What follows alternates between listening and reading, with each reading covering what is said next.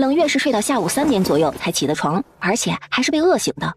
等着冷月洗漱完出来外面之后，看到的场景顿时让他哭笑不得，因为凌波、阿威还有花熊、黑曜都在一脸幽怨地看着他。女人，你终于舍得起床了，你知道我有多饿了吗？是啊，主人，凌波都饿瘦了。俺也饿得身体发软了。听着一群控诉的声音，冷月翻了个白眼。你们饿了就不会下去楼下的厨房吃东西吗？非要等我给你们做才行吗？真是的。女人，你是不知道，楼下的厨房今天做的菜有多简单，就1盘炖猪肉和2盘素菜。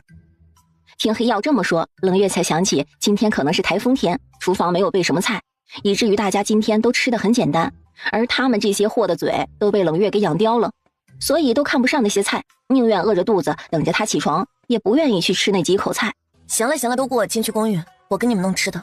说完就把他们一个个的带进去了。这天，在荆州后土县的一个药铺门口，刘和居然遇到了同乡刘铁，这是他们逃难到南部以来第一次碰到同村的，而且还是不可能出现在南部的同村人。铁子哥，你们不是和村长他们一起往京都那边逃了吗？怎么会出现在南部呢？刘和问完，又突然拍了一下自己的脑袋。哼，瞧我看到你们高兴的都糊涂了。京都被突厥国那些蛮子给攻陷了，你们肯定是逃过来了。对了，村长他们那些人现在和你家住在一个村吗？刘和一连串的话让刘铁原本因为见到同乡的笑脸逐渐消失。是不是村长他们出事了？好一会儿，刘铁才红着眼睛轻轻的点头。我们那一批逃往京都的，最后只有我和我媳妇儿还有黑牛逃了出来。这么惨烈的吗？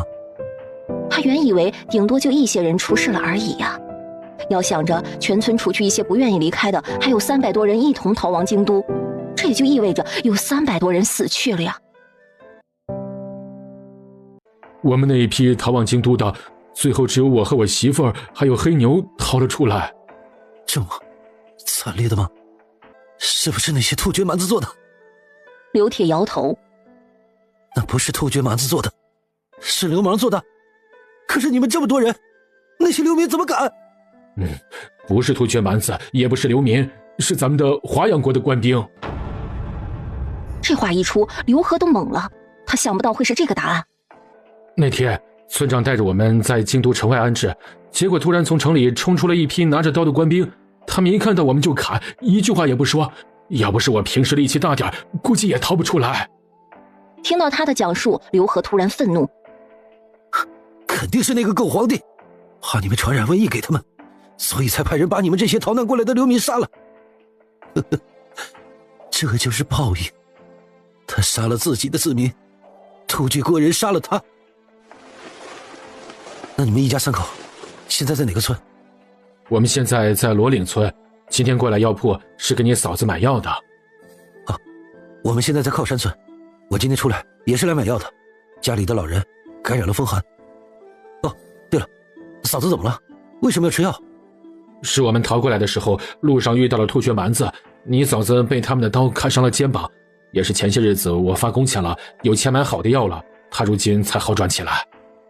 听刘铁这么说，刘和突然很感激冷家，要不是他们，那自己一家人可能也不会全手全尾的安全到达。对了，阿和，你们家不是跟着冷家一起走的吗？他们现在应该和你们在一个村落户吧？刘和见他主动问了，便告诉了他冷家如今在海域住的事情。事情已经过去了，刘和也没有想着瞒着他。我们当时觉得海域那边太危险了，不想冒险，便主动和他们分开了。海域很危险吗？听说很危险，但距离他们住那边那么久了，也没听到传来什么不好的消息。你要是想去看冷山，得驾车才行，因为路途比较远。刘铁闻言也只好先作罢了，因为以他们现在一家3口的条件，还没有能力去雇一辆车去一趟海域。随后2人也不多做停留了，因为家里的人都还在等着吃药呢，于是告别了对方，便各自拿着买好的药回家了。娘，我饿了。只见他犹豫了一下，便拉着女孩去了包子铺。看着热腾腾的包子，女人和女孩都是齐齐的咽了咽口水。臭要饭的，赶紧走，别挡着我做生意。什么臭要饭的？穿得脏一点破一点的就是要饭的吗？我们是来买包子的。你确定你是来买包子的？你可别骗我，要不然要你好看。女人是很想一走了之的，可是周边卖包子的也只有他们一家。随后她语气不快地问道：“你的素菜包子多少钱一个？1文钱一个。那行，你给我们拿20个。”说着掏出了怀里仅剩的20文钱。嘿嘿，好嘞，你稍等。说着就立刻快速地捡起包子放在油纸里面打包起来，一手交钱一手交货，给了钱拿了包子，俩母女就离开了。不一会儿，俩母女来到了一处角落里。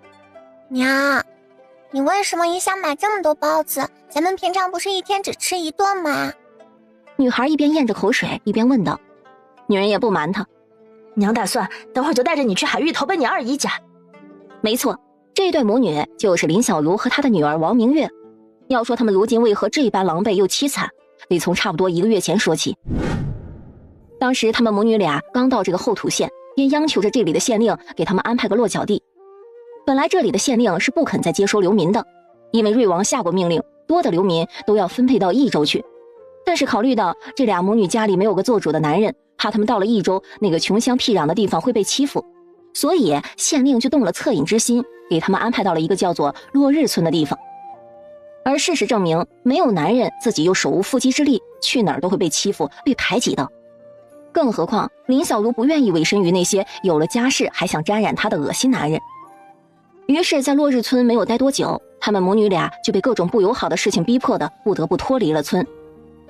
出来了之后，林小如就带着女儿来到这县里找事做，可是找了几天都没有哪家店铺愿意要她，要么是嫌弃她带着女儿，要么是嫌弃她是个妇人，做不了什么重活。就这样他们在县里晃荡了好几天，所以才搞得如今这副样子。要不是刚刚不小心在药铺的拐角处看到了她二妹的村人，然后认出了他们，林小如都不知道他们母女俩要怎么办了。她知道自己去投奔她二妹家可能不妥，但是如今的她确实是走投无路了。就这样，林小如带着女儿带着干粮，然后一路问着路过去了海域。再说那刘铁，他提着药回家之后，便和他媳妇和儿子说了今天遇到刘和的事情，还把冷家如今在海域居住的事情一并告诉了他们。当黑牛听到好朋友的消息，立马高兴地嚷嚷：“爹，咱们这段时间能不能去海域看一下他们？我想见见红子。”这话让刘铁深叹了一口气：“唉，黑牛，爹也想带你去，可是你不知道，海域离咱们这里太远了，光走路就要走半个月，有车的情况还有好几天。你说你娘现在还要吃药，咱们钱又不多，去一趟也要花费不少的钱，所以还是等以后家里宽裕了再说吧。”黑牛现在也很懂事了，听到他爹这么说，心里虽然很难过，但还是答应了。那爹，等娘好了，家里宽裕了咱们再去。说完就懂事的把他爹手中的药拿出去煎了。看着如今如此懂事的儿子，俩夫妻双眼都是噙着泪花的。此时海域这边，冷月前天接到了华元瑞的回信了，内容大致的意思是感谢冷月的反馈，他会尽快安排新的县令过来管事，还说已经下了罢免信函给了江琪。最后就是说冷月他缴获江府的那笔钱财，不还给他也没事，就当作是给冷月建成的启动资金了。华元瑞的懂事让冷月很满意，他想着如果以后华元瑞继续能保持这种风度，他可以考虑以后在华元瑞国家出现困难的时候帮他一把。因为造船的事情已经真正开始进行，冷月担心人手不够，又派了冷云过去帮忙。反正他会很多木活，可以帮得上一些忙，顺便还能向李如言和冷巴学习一下本事，以后或许还能成为一位海域的技术骨干。这男人嘛，总要把自身好的特长发挥到极致，然后成为自己未来生存和他人竞争的资本。反正他的2个哥哥，他已经开始着重培养他们了，省得到时候百姓们的闲言碎语去压垮他们。翌日吃完早餐之后，冷月便只身前往江州府城了，因为今天是他该拿盐铺红利的时间了。2个时辰之后，一辆简约的马车出现在了江州大盐铺的门口，里面的好富眼尖啊，一眼看过去就发现了冷月。哎呀，冷姑娘，不，冷城主，您今儿怎么过来了？就在前几日，他从五爷那里得知人家已经是未来的一城之主了，所以如今得改一下口才行。帮我把马车拴好，我进去找你家五爷。说完他就一个跨步走进去了。后院的雅间里，阿武又是在一边噼里啪啦的打着算盘，一边翻阅着账本。听到动静他也没抬头，觉得可能是郝富那些人进来有何事？拿钱。冷月这声音一出，阿武忙抬起头来。原来是冷城主来了，快些坐，快些坐。账我正在算呢，估计得一会儿才行。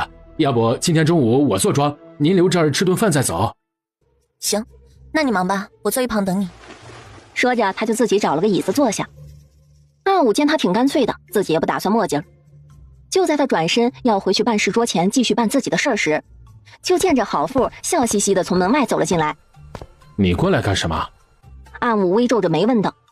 郝富嘿嘿一笑：我瞅着外头没事了，您有忙，便寻思进来帮您泡茶给冷城主。暗武见他这么狗腿的样子，心中嘀咕：这家伙平常来客人也没见他这么积极呀，难不成去了2次海域就和人家处上关系了？不过也确实是自己疏漏了，人家进来到现在还没给人家泡茶呢。于是他挥了挥手，便让郝富去泡了。记得泡好一点的茶叶。暗武这话刚落下，余音都还在呢，就见着郝富已经拿出了全雅间最好的茶叶出来了。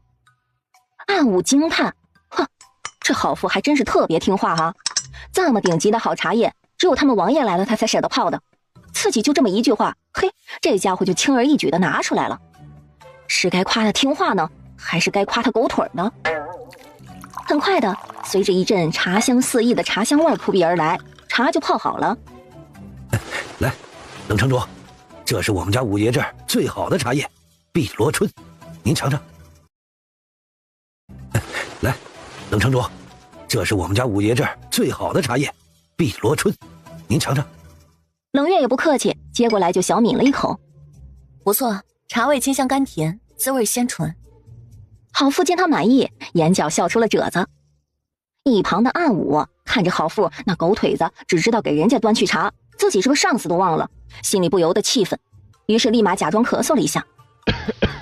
听到这突兀的声音，郝富立马会意：来，五爷，这是您的茶，喝一口，润一下喉。暗武的心里轻哼了一声，才悠悠地接过了茶。行了，你下去吧，这里不用你伺候了。郝富见茶也沏了，确实没什么事儿了，于是便笑着告退了。喝完一盏茶之后，暗武又开始噼里啪啦地打起算盘。半炷香之后，暗武停下了工作。冷城主，让您久等了。数目我已经核算出来了，上个月我们南部所有盐铺的销量一共是10万斤，每斤2两银子，总额便是20万两。我们盐铺占8成，您的2成一共是4万两银子。您看要银票还是一半白银一半银票？都换成银子。您确定？4万两白银很重很多哦。我确定，不过等我们吃完饭回来再给我吧。行吧。此时太守府，你是说那个海域的女城主进了瑞王盐铺的后院？卢太守诧异道：于某确定，您上次不是给过画像给我看过了吗？而且这么漂亮的女人很容易认出。听到他这么说，卢正的脑中陷入了思考。这海域的城主怎么好端端的来盐铺了呢？而且还是去了后院，难不成他和这盐铺有什么生意往来？怪不得瑞王对他这般看重。行了，你下去忙吧，以后让人带信过来就好，别自己过来了。要是被人知道你我之间的关系，就不好了。行，这次是于某心急，所以先去考虑，下次不会了。那于某告退了，以后咱们盐铺的事情还是按以前的方式汇报给您。卢正点点头之后，便挥手让他走了。很快，他呼来了府里的管家。你去让夫人准备一箱女子的首饰，再另外准备1000两白银。等会儿本太守要去送礼。怕他那位夫人乱想，于是他又附上了一句：夫人要是问送谁，就说送海域的城主。管家点点头，表示知道了。夫人要是问送谁，就说送海域的城主。管家点点头，表示知道了。冷月和暗武吃完午饭之后，便回了盐铺。你们进去吧，我走了。说完就坐上了马车。行，那您慢走，路上注意安全，下次再见了。暗武这话刚落下，郝富也连忙笑嘻嘻的道别。冷城主，再见哈，下次我再去海域看您。暗武心道：这狗腿子真狗腿啊！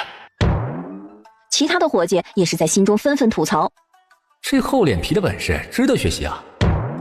只见冷月轻笑了一下之后，便赶着马车离开了。冷月驾着马车刚拐出盐铺的那条街，就被迎面而来的一个人给拦住了。这么经常有不要命的人敢拦他的马车呢？冷城主，您别误会，是我们太守让小的在这里等候您的。你们太守又想干什么？找抽吗？太守准备了薄礼，是想给您赔礼道歉。现在人正在雅园楼泡好了茶，等您呢。淡路吧。你们太守又想干什么？找抽吗？太守准备了薄礼，是想给您赔礼道歉。现在人正在雅园楼泡好了茶，等您呢。淡路吧。冷城主，幸会幸会，卢正在这里给您问好了。卢太守，幸会了。说完就自顾着坐了下来。你我就长话短说，毕竟也没什么交情。这话可让卢正顿时尴尬了一下。咱们确实没什么交情，但怎么说，咱们未来也是邻居，理应真正认识一下。您说对不对呀？说着就往冷月面前的茶杯里倒了一杯茶。来，这是上好的碧螺春，您品尝一下。哦，碧螺春，看来他今天是和这碧螺春有缘了。不过茶虽是好茶，但他冷月不打算喝。茶就不用了，我不太喜欢喝。卢太守这般清雅之人，就多喝一点吧。卢正为官多年，这点眼力劲儿还是有的。他知道对方是在担心他在茶里动什么手脚，所以才会这样说的。清雅这一词，卢某怎敢当啊？既然冷城主不喜欢喝茶，那咱们就都不喝了。冷月听后不作声，想看看他接下来怎么说。今天贸然请您过来，其实是想为之前卢某那上不得台面的庶女向您赔罪的。他自己不着脑子惹了您，虽然现在人已过，但作为他的父亲，卢某深感自己也有错。于是得知您过来府城，便立刻备了薄礼，想过来给您赔礼道歉，望您海涵。说完就拍了拍手掌。很快的，外面就进来了2个人，每个人的手里都抱着一个不大不小的红漆木箱子。冷月抬眸看了看，心里倒还满意，他就知道这礼呀薄不了。既然如此，那我就笑纳了。看到冷月这般爽快，卢正非常讶异，因为在他的心里，以为冷月无论多厉害，但是作为女人，多少会记仇一点，不然也不会直接要了他那2女儿的命啊，以及让瑞王罢了江琪的官。哼，只能说呀，他不了解冷月。冷月是那种啊，人犯我，我必还之；人不犯我，我就不犯人的人。就这样，冷月拿了卢正的赔罪礼，然后坦然地驾车离开了。此时时间刚刚进入未时，冷月找了个偏僻的巷子，把2箱东西放进了公寓之后，便又出来驾着车来到了江州府城的牙行。他还是第一次来这个牙行，希望这个牙行有他想要的人。我要挑几个会打铁的，还有会木活的。这2个伙计听了他的要求，高兴的连连称有。2个月前进来了一家6口，他们家姓王，世代都是打铁为主的。那他们为何会被官府抓了？其中的一个伙计透露道：听说他们家族出了个祸害，为了钱偷接了天禄山一窝土匪的单，然后骗人家说是荆州哪个县的附身要打制一批长刀，还拿出了对方已经给了50两的定金。那家人这样一看也没有起疑，便老实打起了刀。冷月听到这里有些疑惑，华阳国打制10把以上的刀剑，不是都要拿户籍登记才可以打制吗？王家那个祸害都敢接土匪的单了，肯定敢撒谎啊！他说那附身已经给过他户籍看了，家人认为他不敢乱来，便相信了。好吧，人太过盲目自信就是不好，以后要是买了他们，还得给他们立好规矩才行，可别再因为太盲目自信而导致他们海域出现损失了。后来呢？后来呀，那批刀打完交付之后，没多久就被县衙的人找上门来了。原因是那批土匪啊，有了锋利的新刀之后，就大胆妄为的下山抢劫了一家路过的附身家。附身在打手的掩护下，好命逃过一劫，然后就回去告诉了太守大人。太守大人一听有这等胆大妄为的土匪，便立刻派了2队官兵前去天禄山剿匪。这一剿啊，便顺势剿出了土匪们新刀的来源。太守一听是王家铁铺私自打制刀给土匪们的，便立刻派人抓捕了他们一家，稍微严刑拷打一下，王家那个祸害就招供出来了，说什么他鬼迷心窍，接了那帮土匪50两的贿赂就答应了。私自打制刀剑给土匪，那可是重罪，但考虑到其他人不知情，太守就只判了那祸害被斩首，其他人被判终身为奴。姑娘，要不要叫那王家人过来给你看一下呀？伙计问道。你觉得呢？铁匠王家，走过来这里，有主顾要看你们。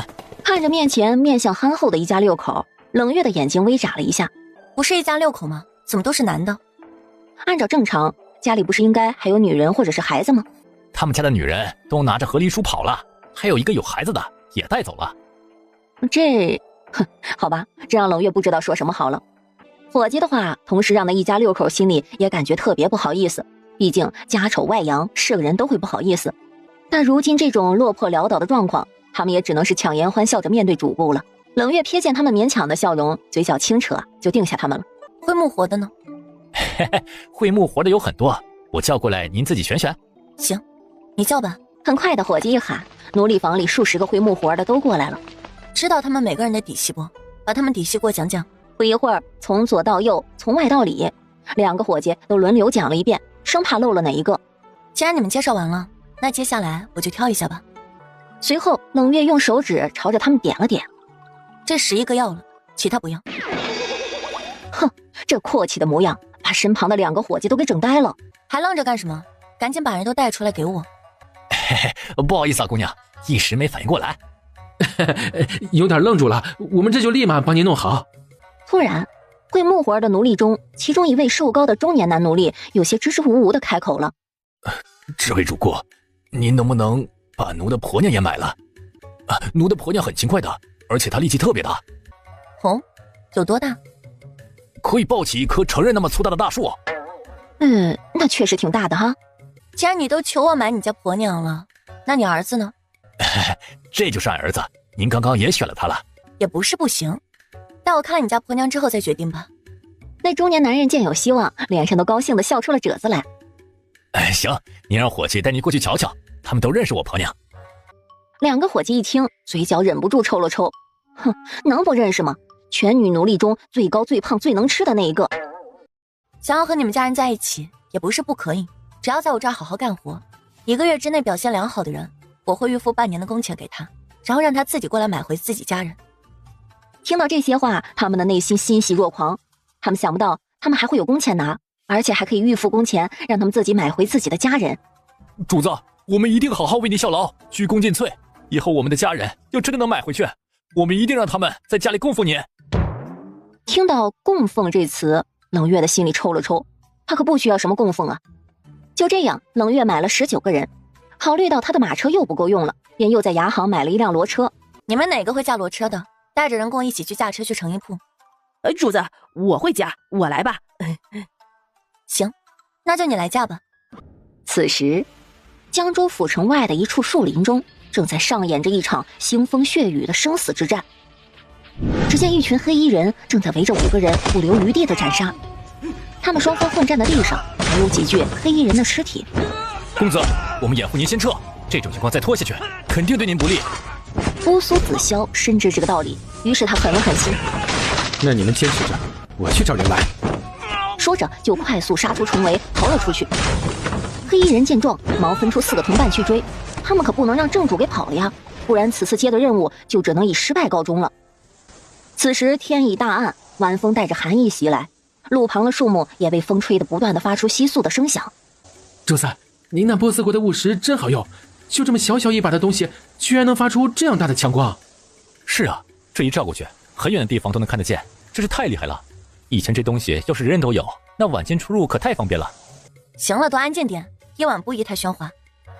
冷月这话一出，大家马上悻悻地住嘴了。就在他们一行人安静没多久，前边的树林里突然传来了一阵接一阵物体与树叶之间快速摩擦的声音。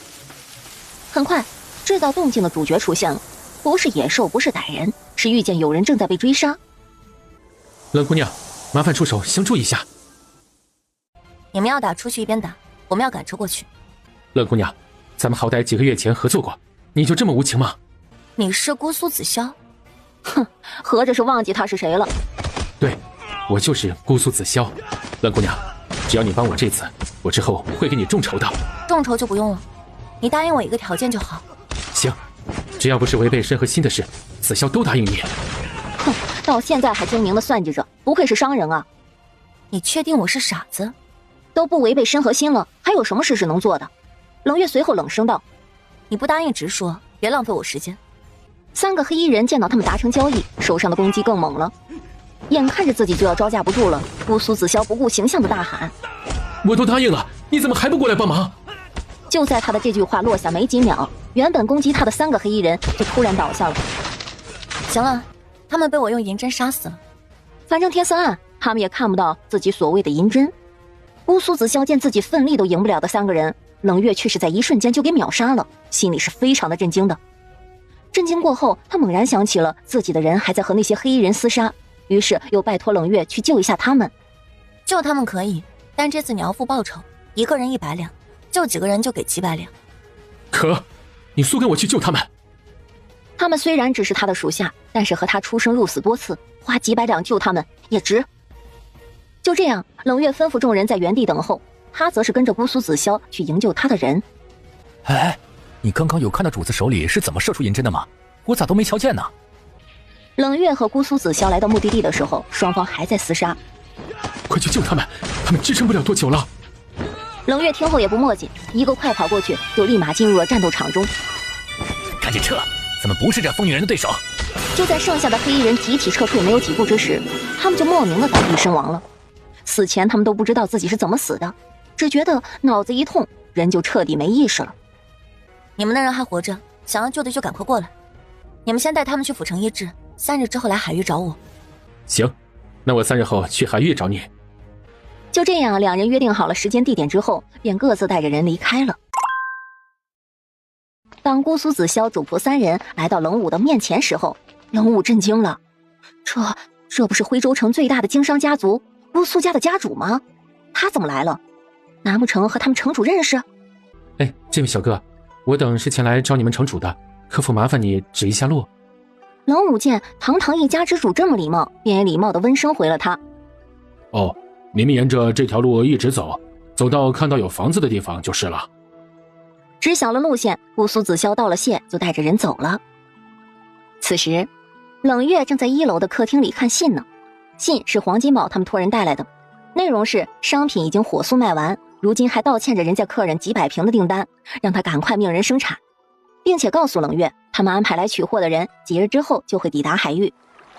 姑苏子萧和他那2个随从看着近在咫尺的豪华大府邸，他们的内心都是甚为惊叹的。饶是他们姑苏家的大宅，和这个比起来都显得朴素了。冷一见到有客人过来，忙出门招呼：不知您几位是何人，来我们城主府所谓何事？姑苏子萧见他谈吐大方和气，心里对海域的好感又加深了一点。冷一，你去忙吧，这里有我便可。听到吩咐，冷一便笑着欠身离开了。随后冷月睨了姑苏子萧一眼，红唇微张：你随我进来客厅吧。姑苏子萧没有犹豫，朝着他那2个下属吩咐了声，便跟着冷月进去了。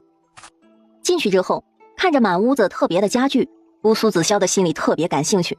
在他看来，这些东西要是卖给国外的贵族或者是国内的有钱人家，肯定是大赚特赚的。而他不知道的是，他的这个想法很快就实现了，但实现的方式嘛，有些勉强。这次让你过来找我，想必你大概也知道是因为什么事情了吧？子萧知道，冷城主是让子萧来兑现之前答应的条件的。行，既然你知道，那咱们就不拐弯抹角了。看着冷月这副无形中霸气外露的模样，姑苏子萧的心里顿时是百感交集。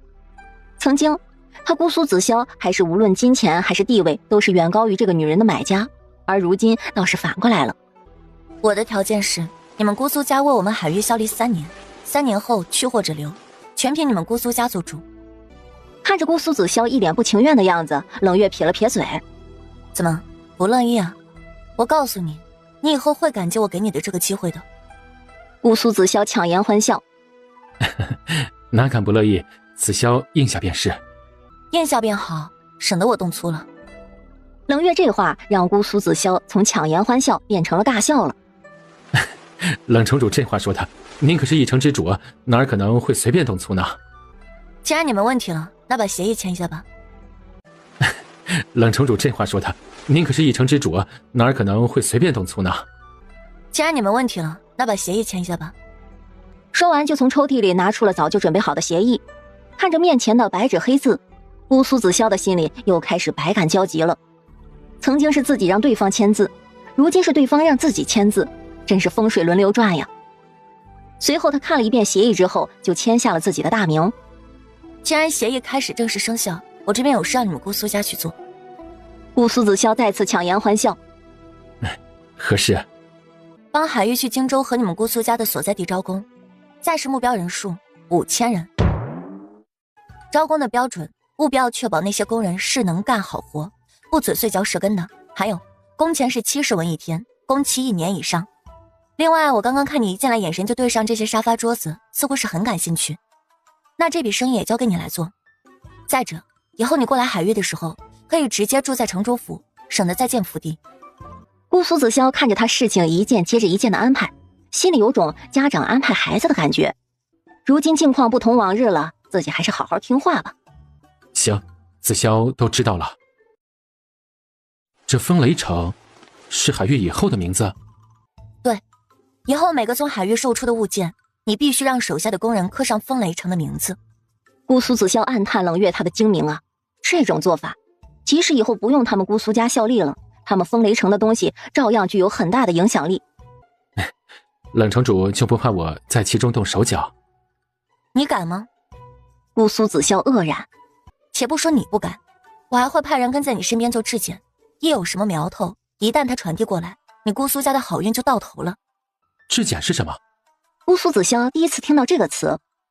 质检就是物品品质的检查员。哦，原来是这个。随后吃完晚饭，我带你和他认识一下，以后他就跟在你的身边了。冷月他打算让冷武去，顺便也能学习一下别人经商的优点。在海域，冷月暂时还没有办法让冷武发挥出他的作用。此时，门口外面2个人正在交头接耳的八卦着呢。哎，提夫，你说咱们公子要是被冷城主看上了，然后硬要嫁给他怎么办？我觉得不可能。哎，提夫，你说咱们公子要是被冷城主看上了，然后硬要嫁给他怎么办？我觉得不可能。人家冷城主这么美，又这么厉害，肯定不会轻易看上一个男人的。你要说咱们公子喜欢上人家，那还差不多。追雨听后摇了摇头。我觉得咱们公子也不可能喜欢上对方。为何这么说？你想啊，多少名门闺秀喜欢咱们家公子，你见公子有给过什么眼神吗？那不是那些名门闺秀没冷城主好看吗？而且也没冷城主那么厉害。被他这么一说，追雨有些动摇了。也是，这冷城主是我们迄今为止见过美貌与本事相并存的女子，是吧？况且咱们公子今年20有2了，太夫人和老夫人以及老爷都已经急得团团转了。要是再不找个少夫人，我都觉得他们会压着咱们公子，然后随便找个闺秀洞房得了。我也觉得有可能，像咱们公子这个年龄的有钱人家少爷，很多娃都几岁了。就在他们俩聊得热火朝天的时候，一道修长的身影站在了他们的身后。本公子怎么不知道你们2个还有这么八卦的一面呢？姑苏子潇的内心有些气愤，他在里面又是陪笑又是做小，这俩货倒好，竟然在外面无聊到八卦起他这个做主子的事儿了。既然你们嘴这么八卦，那本公子就让你们回去后去龙家门口八卦个够，把他们家世世代代做的好事都给本公子翻出来给大家伙听听。要不是龙家派人暗杀他，他如今还会受制于人吗？这笔账他过几日回去必然找他们清算。冷城主，您府里有大黑蛇，而且还是长了脚的。别慌，那是我们风雷城的伙伴，不会伤人的。冷月随口吐出的话把主仆3人都给震惊到了。这么凶猛可怕的生物会听人话吗？能交流吗？可很快的，他们的认知就被刷新了。只见黑曜顶着湿漉漉的脑袋探头进来，然后傲娇地说道：女人，我和华雄给你抓了2桶大龙虾回来，晚饭你把它们做了吧。冷月的嘴角微抽，我看不是给我抓的吧，是给你们这些馋嘴的抓的吧。都一样，咱们都要吃吧。行了，你让花熊拿去厨房吧，正好来客人了，晚上一起吃。黑曜收到想要的答案，便开心的走了。至于刚刚被他吓到的那3个人，他看都没看一眼。看着他们一副失态的样子，冷月无奈的拍了拍手：行了，该回神了。这一系列的声音顿时让3人回了神。夕阳西下，晚霞满天。公子，怪不得人家冷城主凭一己之力就能瞬间干掉那帮黑衣杀手。您看人家连这么庞大可怕的大黑蛇都能与之沟通，可见人家是真正有大本事的人。您要是真被冷城主看上，那真是姑苏家烧了高香了。你那是什么眼神？本公子怎么瞧着你像在腹诽本公子呢？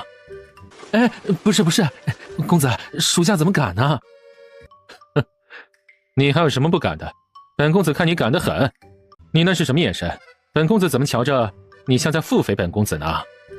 哎，不是，公子，属下怎么敢呢？哼，你还有什么不敢的？本公子看你敢得很。回去回州后，你给本公子好好去领罚，不然你就滚去风月阁当差去。公子，您不是已经罚属下和听风去龙家门口做长舌妇了吗？怎么还要属下去受其他罚呀？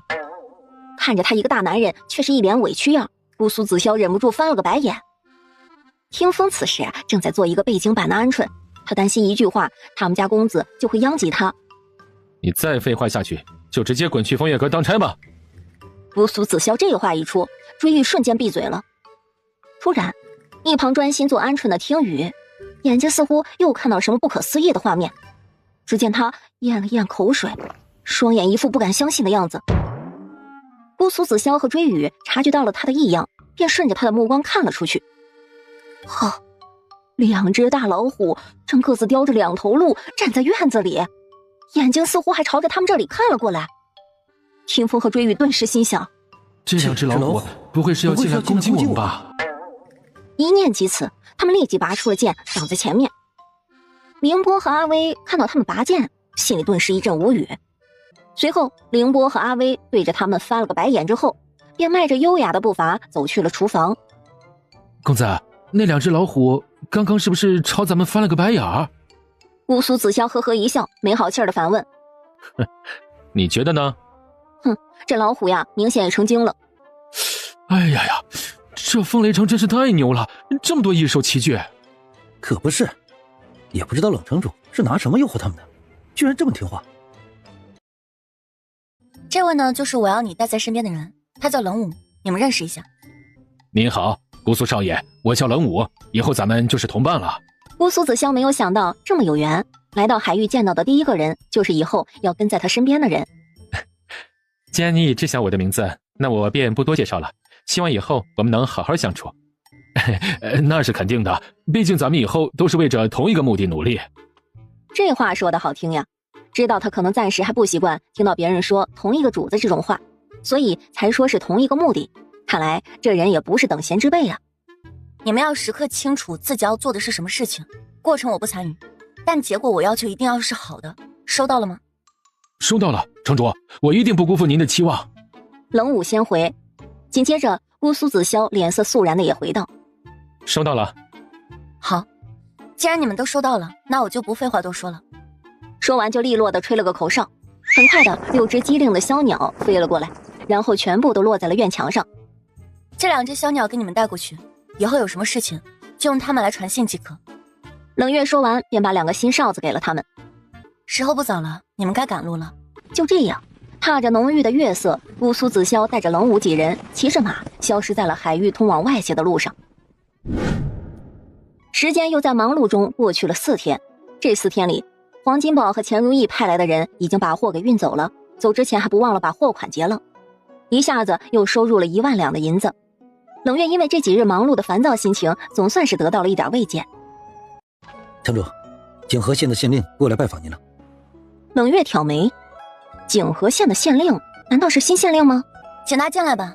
门外的秦时兵有些忐忑，他也是纠结了几天才决定过来海域拜访的。毕竟原先坐在他这个位置上的江琪，就是因为得罪了海域的这位女城主，才落得个流落荒山的下场。很快的，冷一出来了。秦县令，城主让您进去。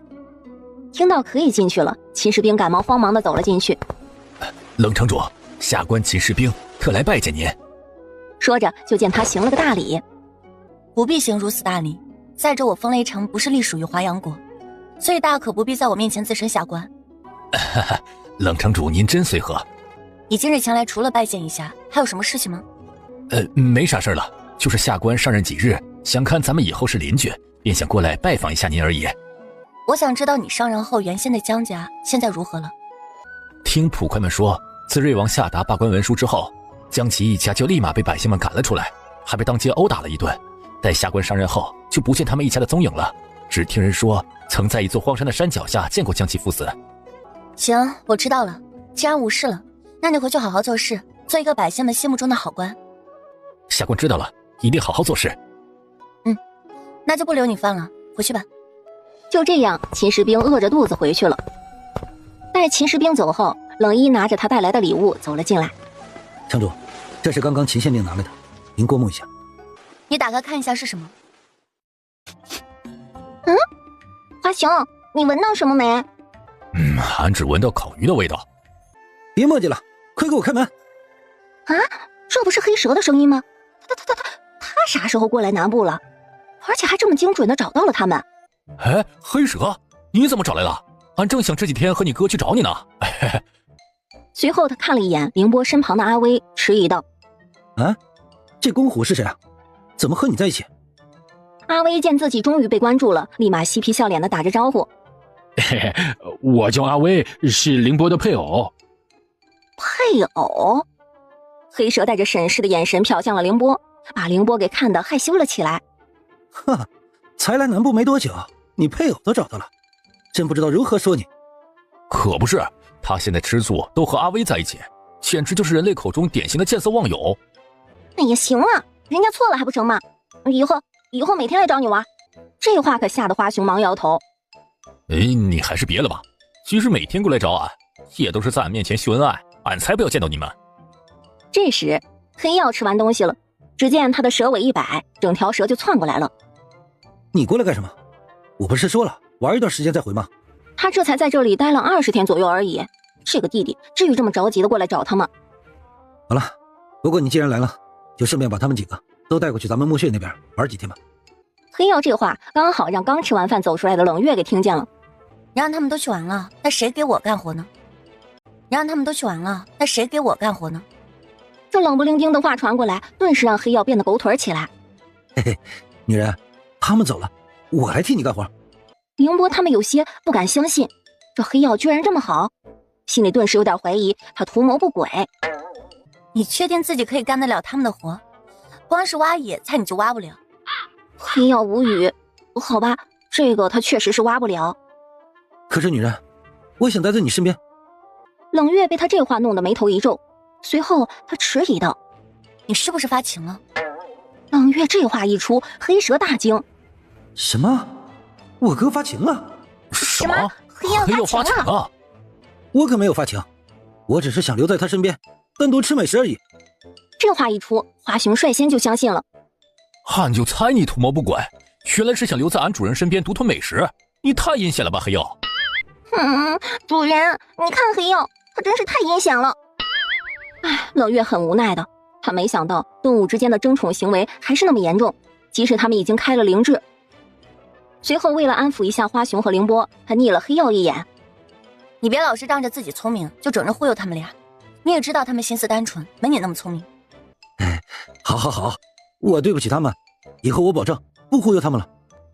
对于冷月来说，这话虽然不是很可信，但是聊胜于无嘛，起码有个态度摆在那儿，凌波和花熊就不会再唧唧歪歪了。毕竟他们俩对自己人真的单纯。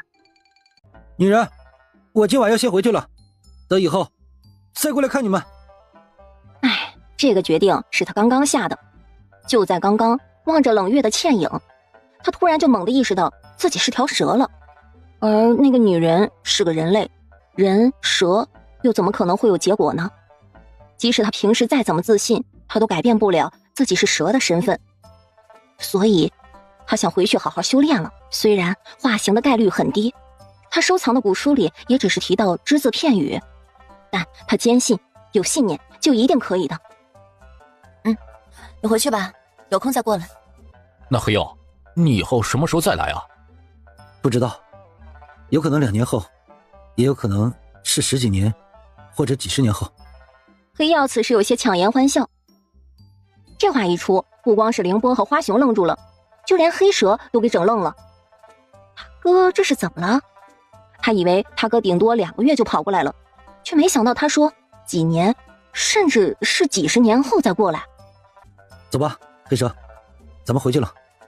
黑蛇一看自己的哥哥都走了，自己也不墨迹了，和2个好朋友快速的告了一下别之后，便也嗖的一下离开了原地。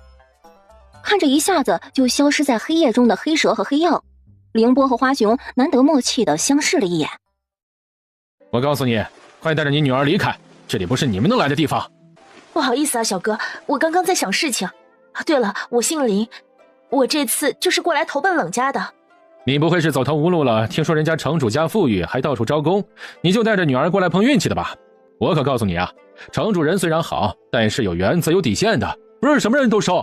来海域干活的都必须通过面试才可以过来，不是随随便便的，知道了吗？还没等他说完呢，柳柱子就立马打断了他。小哥，我知道了，我其实是他们家的亲戚，我堂姑叫林英，我二妹叫……你可别扯了，我们城主家是从北部南迁过来的，你要是他们的亲戚，怎么会不跟着一起来？还孤儿寡母的，一身狼狈样。再说了，即使是城主家亲戚又如何？这南迁下来都不带他们了，肯定他们平时和城主家关系不好。林小如这下是彻底无奈了，这人咋回事啊？他这话都没说完就老打断他，这让他怎么解释？就在他们僵持不下的时候，城主府里走出了几个人，其中的一个就是冷月。何氏喧哗场呢？冷月的原身就只见过林小如2面，而且还是在小的时候见过的。如今对方又是一脸脏兮兮的样，所以一时也没有认出来。柳柱子看到冷月，立马胡乱的行了个礼。冷城主，我出来散步，突然就看到这母女俩站在大门口东张西望的，怀疑他们图谋不轨，我便走过来呵斥他们了。辛苦你了，下去吧，这里会有人处理。柳柱子一听便笑着下去了。你是冷月表妹，我是你小茹表姐呀。这话刚好被出来凑热闹的小林氏给听见了，于是他面容震惊的匆匆跑了过来，一边跑一边喊：啊，大姐，大姐！二妹，大姐终于找到你们了。大姐，你们肯定没吃饭吧？厨房的饭桌上还有一些剩菜，如果你不嫌弃的话，我去热了给你们母女吃。林小如她怎么可能会嫌弃？她感激还来不及呢。大姐不会嫌弃，如今这么晚了，还有饭菜可以吃，大姐和你外甥女高兴还来不及。哎，那你和大伯他们先聊着，我去给你热菜去。在小林氏离开之后，林小如就立马被大家伙你一言我一句的问了起来。小如啊，不是大伯要戳你痛处，但大伯想知道你为何只身一人带着女儿。是啊，你男人他们一家人呐。还有你爹娘他们呢，怎么没见他们跟着你来呀？啊？最后这句是林婆子问的，她比较关心她的堂兄2公婆。林小如听到林婆子的话，瞬间又流起了眼泪。大家看到她这样，瞬间就猜到不好了。小如，是不是发生了什么事？事到如今，林小如也不打算瞒着所有事儿了，于是便流着眼泪，一边一五一十的道：王武那个狗男人，因为嫌弃我一直没能再生个儿子，便在外面找了个相好的。灾难来临，他们一家啥也没通知我，就带着那相好的跑了。后来我回林家村待了几天，我娘在这期间感染了瘟疫，一直呕吐发热，吃什么药都不见好。最后村里感染瘟疫的人越来越多，而且干旱还在持续。于是我开始劝我爹一起逃出去，但他舍不得娘，说要陪着娘一起死。你们是知道我爹的性子的，永远那么倔，怎么劝都不听。再后来，我就只身带着明月逃了出来，一路上伪装成难民，然后跟着难民队伍逃了很长一段路。没想到我们中途遇到了突厥国的士兵，幸亏我和明月幸运出去小解了，不然我们也会和难民队那些人一样被残忍的杀害了。唉，也亏你们幸运，不然就见不到我们了。唉，也亏你们幸运，不然就见不到我们了。这时冷月开口了：大表姐，你是怎么知道我们在海域的？是啊，小茹，你是怎么知道我们在海域的呀？毕竟我们没有和村里任何人有联系的呀。除了已经落户在荆州的胡氏一家，就再也没有谁知道他们一家人在海域了。林小如擦干眼泪，说来也是上天眷顾我们母女俩，在我们流落街头的时候，恰好碰到了湾月村的人，那人好像叫刘和，我之前在镇上见过他。他这话音刚落下，林健就出声道：刘和，怪不得只有他们家才知道我们在海域，那你们母女俩一定是在荆州遇到他的吧？林小茹点头。对，是在荆州。他当时还遇到另一个同村的男的，我之前见过，叫刘铁，好像。刘铁？真的吗，表姐？他这话一出，一旁的冷山不淡定了。应该没错，那人长得高高壮壮的，很容易认。知道自己的好兄弟还活着，冷山顿时开心的像个孩子。很快，小林氏的声音传过来：“饭菜热好了，大姐，你快带着外甥女过来吃吧。”看着鱼肉不缺的饭桌上，林小茹母女的肚子顿时疯狂的叫嚣。这哪是剩菜剩饭呀，简直就是无比丰盛的菜肴，好吗？不得不承认，他羡慕了。人家连剩菜剩饭都这么丰盛，那正常的饭菜岂不是奢侈无比的？老伴儿啊，没想到咱们走后，村里真的发生了瘟疫呀！他一直以为瘟疫只是可能发生而已，并不是一定会发生，却没想到是他想的太简单了。如果没有他们的外甥女聪明果断，那他们这批人的下场肯定非常不好。一想到之前和咱们有说有笑的村里人，如今很有可能已经全部被瘟疫带走了，我的心啊，就有点堵得慌。林刚闻言摇头叹息：“哎，别想了，那些事情已经成为过去式了。咱们要做的是，好好的珍惜当下。”虽然是这么说，但何秋娘还是难受。你说阿忠怎么就这么死性子呢？能活着就活着，干嘛非要陪着小霞一起死呢？这女儿们都还活着，日子的盼头还有啊。他怎么也想不明白，他为何会忍心抛下女儿们。阿忠和小霞大半辈子过来了，感情如何，你我都知道。他选择一起赴死，也是再自然不过的。如果是换做你出事了，我也会选择和他一样。林刚这话让何秋娘感动得泪流满面，她怎么也想不到这个糙汉子把她看得这般重要。吃完饭的林小茹母女被暂时安排到了前院1楼的一个房间里。娘，二姨母家的房子真是太好看了，以后要是咱们都能住在这里就好了。咱们肯定是不能一直住在你二姨母家里，毕竟这不是咱们的家。以后娘在这里找个活干，有了积蓄就建一座属于咱们母女俩的房子。那娘，我和您一起干活吧，您一个人干活赚钱肯定很累。听到女儿这些话，林小茹欣慰地笑了。没有什么比得上自己的孩子懂事来得更让人开心了。二妹，你这么好的衣裙给我穿，大姐怎么有机会穿呢？你还是拿回去吧。大姐过几天还要干活，穿这些好衣服反而束手束脚的。明月也是，我们暂时还用不着这么好的。哎呀，小茹，你就拿着吧，你二妹也是心疼你。要是别人啊，她才舍不得给这么好的衣裙出去呢。这话是实话，小林是平常对她小姑子买的衣裙重视的很，自己有时候都舍不得穿呢。也是啊，大姐，我也是见你是我亲姐，我才会舍得给你的，你就别推脱了，不然我可不高兴了啊。那行吧，大姐就不辜负你的美意了。那你快去换上吧，把你身上的洗了，这样过几日才有衣服换洗啊。行，那我带着明月去换洗了。看着他们母女俩走后，林婆子感慨：哎，你这大姐呀，也是个能耐人，靠着自己逃来了南部，还找到了咱们。可惜呀，也是所嫁非人呐。哎，谁说不是呢？大姐她一直最要强，做事也利索，人长得也不差，就是嫁了王五那个没良心的王八蛋，才会这般命苦。也不知道王五那个王八蛋一家还活着没？要是遇到他们，他铁定替他姐出气。娘，二姨母对咱们真好，这么好的衣裙，女儿还是第一次拥有。既然你也知道二姨母对咱们好，那你以后可不能没良心，知道了吗？女儿以后肯定不会做没良心的事情的，您放心吧。王明月认真的点头。自从见识到了他爹的没良心之后，他的心里就暗暗发誓，以后一定不能学他，否则就天打雷劈。城主，昨天下午到的那批人我已经安排好了，其中50人被安排进了农田那一块，剩余的70人我都安排到了修建城墙那一块。安排的不错。你工作比较繁琐忙碌，接下来呢也会更加辛苦，所以下个月起给你再涨1两银子工钱。冷一听到这则消息，连忙高兴的行礼谢恩。这是你近来劳动所获得的，以后等到咱们凤雷城修建好了，一切稳定下来，你的工钱只会更多的，所以好好干。好的，城主。老奴，哦不，我一定好好干的。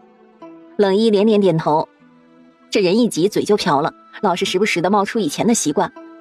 冷月也知道他一时半会儿改不了这个自称，所以也没有说什么，只让他先下去了。这位小哥，你要进府找谁吗？我来找你的，昨晚是我激动了，对不起啊。没事儿，你也是担心我们是坏人，所以才会这么激动。其实你这种工人挺好的。见他不计较，又这么夸自己，柳柱子突然觉得他人太好了。娘，阿姨母喊我们吃饭啦。哎，娘这就进去。这位小哥，没事的话我进去了，你也快些去吃午饭吧。看着他走了，柳柱子也不逗留，转身就走去了伙房。午饭过后，许青云拿着账本找过来了。城主，工人们和仆人们的工钱已经算好了，您过目一下。冷月接过扫了一眼，便递回去了给他。这种简单的账目，他看一眼就知道明细了。算的没错，就按照这个账目来发工钱吧。我这里有一套自己整理的算账方式，你拿去熟悉一下。这真的是您整理的？这个有什么问题吗？没什么问题就拿下去领悟，我这边还有事情要处理。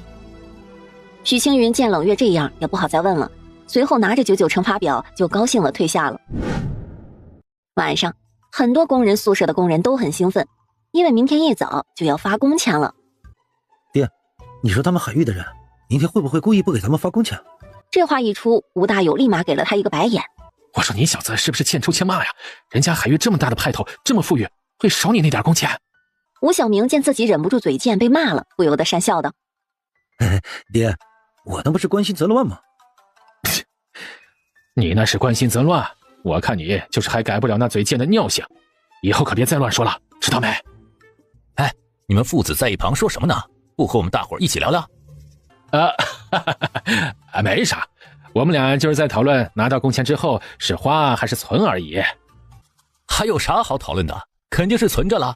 这么多工钱，咱们如今也没地方花，况且也没必要花呀，毕竟这里吃喝不愁的。这话让其他人一致认同，他们也觉得是这个理儿。吴大友笑脸依旧，也是一副很认同的样子。笑话，他当然知道要存着了，只不过刚刚没办法，所以随便找了个理由罢了。后的几天里，海域又陆续到达了3批人。这3批人中，总共有1000多人，9成是男人，只有1成是女人。而且到的人中，还有一个林小如熟悉的不能再熟悉的男人王武。而此王武已经是非彼王武了，因为他如今已经是换了心思了。看着眼前这位原身的原配，王武顿时想掩面而逃，因为他保留了原身的记忆，所以知道原身对于这位原配干了什么好事儿。切，哎呦，这谁呀？啊，怎么这般眼熟啊？哟，不会是王武那个王八蛋吧？小林氏的声音让王武的思绪回笼，然后把目光投向了他。这不是他原身原配的二妹吗？他怎么也和原身的原配一起在这里？我是王武，怎么的？看我大姐现在过得好，你嫉妒了？王武头有些大，他有些不知道怎么去面对这2个人，毕竟是原身造的孽，不是他呀。小姨子，呸！谁是你小姨子？你看你现在配这么叫吗？好，莲花姑娘，我没有嫉妒你大姐，我只是摔了脑袋，有些不记得事儿了。哎呦，你可真能编呐！你王武什么时候这么怂了？居然编这种破理由来搪塞我们！王武再次无语了，合着他现在说什么都是错的，他干脆的不说得了。莲花姑娘，我有事就先不和你说了，我们就此打住。王武说完也不理会他们2姐妹的表情，迈着腿就飞快的跑了。哎，我说大姐，你刚刚为什么一直不说话呀？难不成你还对这玩意儿有感情啊？林小如轻轻的摇头。不是，我刚刚一直在观察王武，我发现他真的和以前很不一样，特别是动作和说话的语气。啊？难不成真的如他所言那般，他摔了脑袋然后不记得事儿了？有这个可能。不过他的心里总觉得这个王武好像和以前那个他认识的王武大不相同了，就好像是另外一个人一样，完全在他的身上找不到从前的影子。哎，娘，小姑，你们猜我和我大姐下午在外面看到谁了？小林是边吃饭边说道：“谁？难不成是咱们以前村的？”“哎呀，不是，是我大姐的那个负心汉男人王武。哎呀，他竟然还活着，并且如今也是咱们海域的工人。”“哎呦，这个负心汉，老天爷居然没收了他！”“哼，那可不，这老天爷真是太没眼了，这种恶毒的男人居然还让他活得好好的。一想到他对我大姐做的那些事儿，我就恨不得立马打死他。”“既然你那么想打死他，那我明天就去帮你出气。”“二哥，你们夫妻俩先别冲动，动手之前还要再确认一下小茹表姐的意思。”对于冷月来说，林小茹和王武还没有真正的和离。二嫂，说到这里，我想问一下，当时小茹表姐对王武是什么样的态度？我大姐当时没有吭声，而且还在一旁默默地观察王武。她说呀，这王武好像是变了一个人一样，动作、语气都和以前不一样了呢。哦，那二嫂你觉得呢？我觉得王武就是故意说他摔了脑子，还说什么很多事不记得了。我看他的目的就是为了撇清自己罢了。摔脑子？冷月心想，一个人即使是摔了脑子不记得一些事儿了，但是语气和动作都不可能变得那么彻底，不然林小茹也不会这么觉得。于是冷月他的心里有了隐隐的猜测这个王武有可能是个穿越者。这样吧，我明天让冷一把人带过来看看，二嫂你就先别理。小林是见冷月插手了，也没有再说什么了，因为在他看来，只要是他的小姑出马，所有的事情都会解决妥当。你在想什么？不好意思，我刚刚是在想您的府邸真好看。冷月听到他说话之后笑了笑，怪不得我大表姐说你像变了个人，原来还真是。此刻冷月已经确认了这个人换了心思。既然如此，那我也就不瞒你了，我是个穿越者，而且我看得出你也是。哼，你这么说，不怕我心狠手辣的杀了你吗？我既然敢说，肯定是了解过您的性格了。我知道您人很好，三观也正，所以肯定不会滥杀无辜的。特别是我还是您老乡呢。我是不会杀你，但你的原身做过什么，想必你自己也清楚。所以我希望你接下来好好去补偿一下人家。毕竟你即使心子换了，但身体还是原身的，该赎罪的还是要赎一下的。王武挠了一下后脑勺。行吧，我知道了。真是造孽呀，穿越过来摊上了这一摊子事儿。突然的，他的心里隐隐感觉，老天爷让他穿越过来，估计就是为了让他替原身赎罪的，不然他暂时还真就找不到穿越过来的理由。对了，老乡，您是不是也从21世纪穿越过来的？不是，我是23世纪的。怪不得您这么厉害，原来是23世纪的人。那您可以说说23世纪是怎么样的吗？见告诉他也无妨，冷月便简单的说了一下。在23世纪用的大部分都是能量池，普通的能源几乎没有人用了，并且人只要智力和武力过关，就能有人拥戴和敬仰。至于异能，他不打算告诉王武，省得以后有麻烦。王武听完冷月的话，心里有些吐槽。其实也没什么不同啊，即使时代在进步，人们也还是要靠自己的能力去得到想要的。他期待的是一个人人平等的世界，没有高低贵贱，没有尔虞我诈，充满了美好与和谐。这个时候，冷六过来喊吃饭了。行了，咱们今天就到这儿吧，你等会儿呢就在这里的伙房吃饭吧。这会儿冷家人正在吃饭呢，只见冷山相比于平时吃饭的速度慢了一大截，而且那脸色有些黑红的，看起来有些别扭。大山啊，你咋了？晒坏了？不对呀，你以前在北部经常晒，按道理不会晒坏的呀。你说咋了啊？大丫也发出了疑问。爹，您这是咋了？冷月这时也在若有所思地看着冷山，似乎在猜他怎么了。冷山见自己被家里这么多人看着，本来就黑红的脸上瞬间更加红了。我，哎呦，我什么我？说话就好好说，结结巴巴的干什么？小妹，娘，二弟妹，就是我想和你们说一件事儿。啥事儿？你就说吧。我打算和罗荣成亲。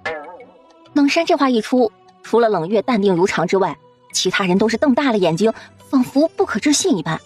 场面静止了一会儿之后，大丫率先开口：爹，您真打算跟罗荣婶子成亲啊？你俩啥时候好上的？是啊，大山，你俩啥时候好上的啊？我们大家怎么不知道啊？是啊，大哥，你也太会暗度陈仓了吧？暗度陈仓是啥意思？冷山也不懂，于是红着脸统一回答道：就是昨天我不小心看到了人家的身子，再加上他人很好，所以我便想和他成亲。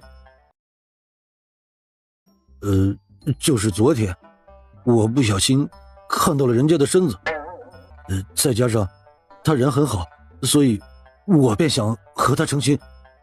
哦，大哥，你昨天是怎么看到他身子的？还有，他同意你成亲了吗？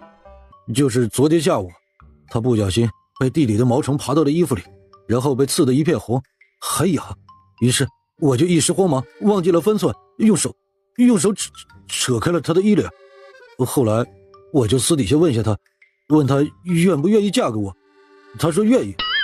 听到这些，冷月等人纷纷面面相觑，随后心想：人家这是两情相悦啊。作为母亲的林婆子发话了：你们既然互相通过气儿，也彼此喜欢，那我也不反对。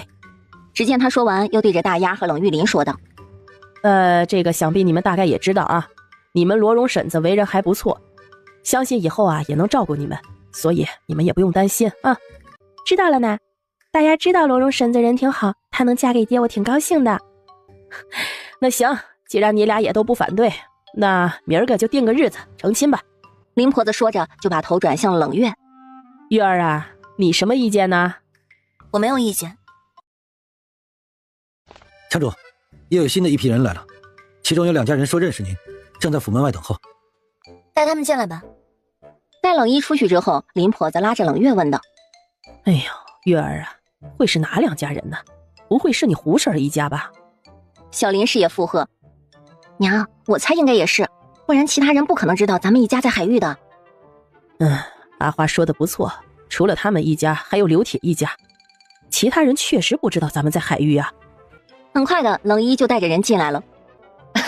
老姐妹儿，好久不见了呀！冷姑娘，冷山哥，冷云哥，好久不见。随着几人打完招呼，林婆子回道：嘿，好啊，都好久不见啦。大家也是纷纷笑着点头。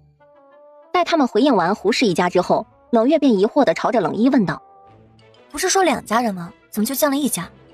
还没等冷一回答呢，胡氏就自作主张地回答道：哎呀，刘铁这个傻孩子，听到你们在吃饭呢，他就说带着媳妇儿孩子在外面先等着，我劝他，他就是不听。他这一举动让冷月的眉头一皱，怎么这个胡氏几个月不见人就变了呢？冷月朝着冷一吩咐道：你去让刘铁一家进来吧。冷一领命，立马就出去了。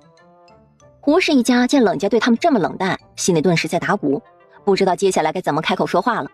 就在这时，刘小强厚着脸皮开口：冷月姨，我饿了，我能不能和你们一起吃饭呢？几个月不见，你性格真是越发不堪了。这么厚脸皮的话，你怎敢轻易的说出口？冷月姨，我饿了，我能不能和你们一起吃饭呢？几个月不见，你性格真是越发不堪了。这么厚脸皮的话，你怎敢轻易的说出口？随着他这话一出，胡氏家的几个人的脸色瞬间变得苍白不已。当初就和你说过，想要得到一些东西，那就得要靠自己的付出去获取，而不是没脸没皮问别人要。怎么，这些都忘得一干二净了？接连犀利的话语，再配上这么冷然的脸色，让刘小强愈发害怕。冷月侄女，对不住啊！哎，你这小强侄子还小不懂事，我回去一定多教导一下他。俗话说3岁看老，他都6岁多，快7岁了，再不好好教导，以后可就废了。冷月这话让胡氏一家的脸面挂不住，他们倒是很想再辩解一下，但好像又不知道该怎么去辩解，随后就只能硬着头皮连连说是了。不一会儿，冷一就领着刘铁一家3口进来了。山哥，红子，黑牛。一时间场面热闹不已，和刚才的尴尬场面完全不一样。山哥，红子，黑牛。一时间场面热闹不已，和刚才的尴尬场面完全不一样。这种反差让胡氏一家的心里头都有些不舒服，他们没有想到如今和冷家的关系这么平淡了。山哥，还以为这一别咱们俩很难再见了，却不想如今能再次见到。刘铁说着就哽咽了起来，看起来特别的伤感。铁子，咱们以后都要好好的。哎，对了，你大哥大嫂还有你爹娘他们呢？他们没有来吗？冷山这话一出，一旁的蔡小芬率先红了眼，因为他又想到了自己死去的女儿。冷月看到这般情况，心里头已经有了大概的了解，于是他岔开了话题。大哥，你们好兄弟见面就暂时不要问其他人了。哎，也是，咱们俩可得好好叙叙旧。行了，你们晚点再叙旧吧，咱们家先把晚饭吃完了先。等一，你带他们下去安排吧，就各安排在新建的小房子里，这样他们一家就都不用分开了。哎呀，想不到啊，你们胡婶子一家现在变化这么大，连最小的那一个都变得这般没脸皮了。亏他们家还有2个年长的，都比不上人家刘铁一家3口懂事儿。哎呀，可不是嘛，人家好歹知道咱们家在吃饭，不好意思过来打搅。哼，他们倒好，自作主张说话就罢了，最小的那个还主动讨饭吃。哎呀，真是。咱们家以后对待他们家就平常心就好，别深交，知道了吗？特别是娘，虽然胡婶和您之前比较好，但如今咱们的身份不一样了，而且他们家之前还主动脱离咱们，那就说明他们一家都是趋利避害之人，这种人不值得深交。娘知道了，娘又不傻。如果你胡婶啊和娘以后正常交往，娘就和他正常交往就好了，不会对他有什么例外的。如果他要是为了他娘家作妖啊，那娘以后可就不理他了。虽然她们曾经是好姐妹，但是经历了这么多事儿之后，多少也淡了。新建的小房子也是在城门外的，虽然小，但是五脏俱全。爹娘，这房子真好，什么东西都有。刘铁和蔡小芬相视一笑。可不是嘛，比咱们家的房子还要好。那爹娘，以后咱们就不回那个家了，留在这里好不好？我想和红子一起。黑牛，海玉不是咱们想留就留的，也要看人家主人的意思。咱们和你冷山伯伯家关系这么好，总不能让人家难做。是啊，儿子，咱们这次来呀，主要是干活的，活儿干好了，咱们能留就留下，不能留的话呢，你也别难过啊。回去荆州那边以后啊，照样可以过来看你的好朋友红子。那爹娘，我知道了。这边胡氏一家，爹娘，儿子感觉冷姑娘一家对待咱们家的态度好像真的冷淡了。哎，都是咱们之前做的事儿导致的，如今人家没有计较，咱们带着小强过来，已经算是给咱们破例了。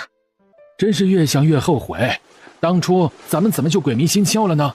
哎，逃难以来，要不是有冷姑娘一路帮助，还为咱们保住了一部分粮食，咱们一家肯定没命活到现在。这么厉害的人，咱们当初为何就不相信呢？哎，刘小强看着他们一个个唉声叹气的，心里对他们的抱怨更大了。你这什么表情？你今天一直在犯错，到现在还不知道悔改，你信不信我打死你这个兔崽子？哎呦喂，你小声点，这里不同家里，吵架被人知道了就不好了。娘，小强这个兔崽子，再不严厉管教一下，可真是如冷姑娘所说的那样，废了呀。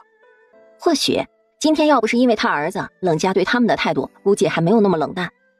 一想到有这个可能，刘和瞬间火又快压不住了。就在他准备发火之际，门外突然有人敲门，喊他们出去领饭食。今儿这顿饭本应不是我们海域负责，但是城主体谅你们奔波劳碌而来，便特地命伙房重新做的。你们吃好便回去休息，明日早上给你们安排活干。冷一他是故意说这些话的，目的可想而知，他就是要让大家把他主子的好都铭记于心，以后好懂得感恩。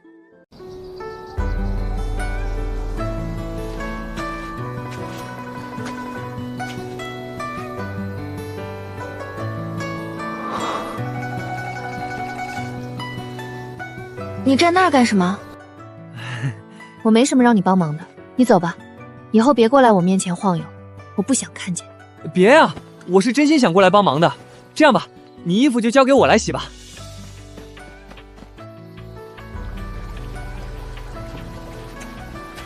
如今和别人住一起，不敢回去宿舍洗，省得被人看见说三道四。庆幸自己在现代时是在农村的，懂得怎么手洗衣服，不然现在只能干瞪眼。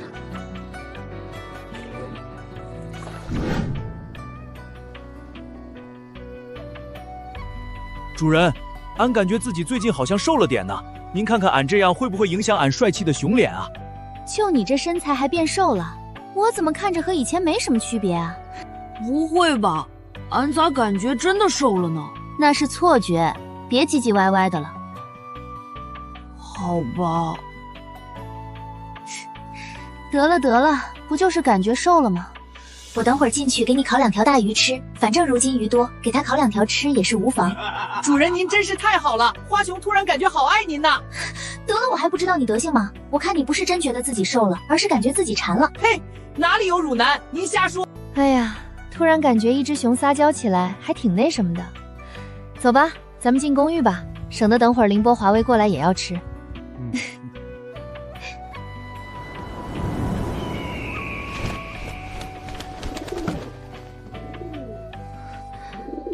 是华元瑞的信鸽，请我去徽州帮忙带兵，最讨厌麻烦事了。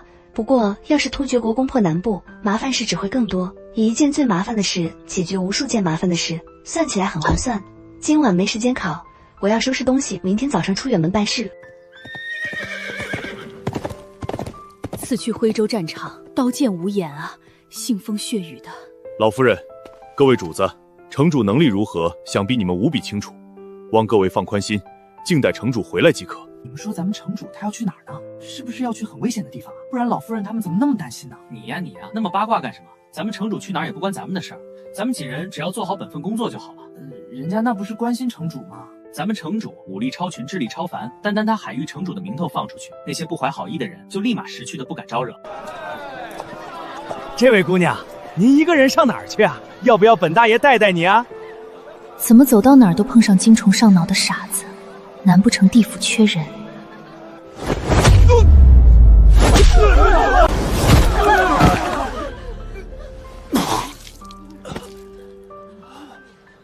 你这女人，你知不知道你杀的这个人是谁？只要不是瑞王就行。王爷来信说，海域女城主冷月即将前来支援，让我们不得有任何怠慢，否则按军规。这个女人能有多厉害？我看王爷就是找了假的把式来忽悠哈萨克尔。我也觉得。可若真是假把式，王爷何必特意叮嘱？会不会那女城主其实就是王爷的心上人？住口！王爷信里写的明白，冷城主确有本事。你这话若是传出去，军规处置。我就是开个玩笑。等他来了，你们自然就知道了。应该是正主到了，走，出去迎。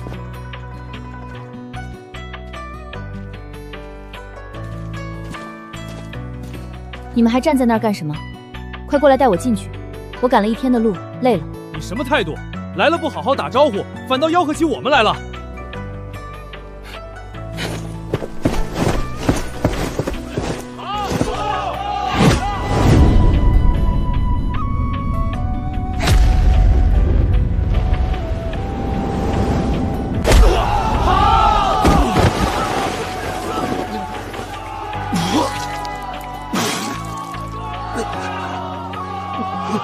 冷月，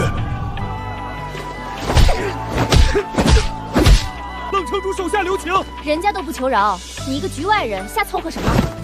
柳鹤林，你就别逞强了，你不是人家对手，认输没什么大不了的，胜败乃兵家常事。你要是被打死了，你让你父亲、母亲、祖母怎么办？你已经快25了，再过2年就要成家了。我认输。你就这么放过我了？我是不想就这么放过你，但我的时间宝贵，不想浪费在你身上。希望你下次脑子好使一些，别再犯蠢了。你的忠告，我收到了。什么？明日一早就主动攻打突厥？越是没有把握的人，就越不敢轻举妄动。南部现在这被动局面，就是这么拖出来的。亏你还是个军师，做事情缩头缩尾的。我一个带兵打仗的都不怕，你担心什么？是怕我把南波的兵带出去，带不回来了？通知几位将军，今晚清点所有士兵，明日寅时出发。寅时？这……到了战场上，给我拿出最大的本事来！听到了没有？听到了。只要你们发挥本事，我可以确保90%都能活着回来。出发！你们两个可恶的突厥贼，残忍杀害我方主将，还偷下毒害我们太妃。今日我定为他们报仇。华阳的小弱鸡，还不够我们哥俩塞拳头的，够不够？咱们见真章。你跟这些蛮敌叫嚣什么？对付他们直接干就行了。实在不行，我给你兜底。女人，你就这么确定能一个人打得过？能不能？等会儿就知道了。这么自信，难道他真有那个实力？那女人就是说大话的，根本没什么本事。急什么？安静观战。放下武器，可保无恙，否则你们枉死就是下场。围起来，让他们签休战协议。王爷，您从早上到现在都没进食，这样下去伤口怎么恢复？王爷，徽州有消息了。王爷，咱们华阳国胜了。